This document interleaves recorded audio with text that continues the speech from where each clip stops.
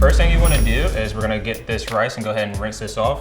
We're going to do this so we can get rid of some of that excess starch. If not, we're going to find that our rice is going to be all gloopy and kind of sticks together a lot. So it's very crucial you do this. If you're cooking rice, you want to make sure you have something with taller sides as opposed to a wider surface area. This will make it so whenever we do our finger test, we can just stick our finger in, put it up to the first knuckle, and we know that our rice is going to come out cooked perfectly every single time. If you follow me, we're just going to go ahead to the sink, add a little bit of water, and we're just going to clean this until it runs clear.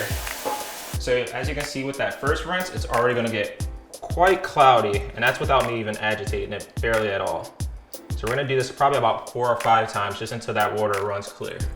Sometimes you'll notice people just kind of leave this overnight. That's another thing you can do to let it soak overnight, and I'll take some of that starch off. But since we're working on a shorter time period, I like to just have it and just agitate it the entire way through until it runs clear. So we add some more for our second wash. And already here you can see it's clearing up a little bit. Still quite cloudy, but it's already clearing up some. So we're just going to do that a few more times.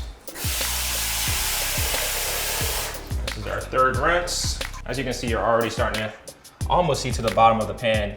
When we first started this, you couldn't even see the rice as you added it because it was just so cloudy, but now we can already see the rice at the bottom of our pan. So rinsing this rice is going to be the one step that just makes it not just a plain rice dish that someone's doing at their house where they're possibly overcooking it. A lot of times you'll notice a lot of people have problems when it comes to the rice. If it's not overcooked, then it's just because it's sticking to each other at that point. We don't want that, so this is crucial for your home cook, for your restaurant cook. No matter where you are, you have to rinse this rice off.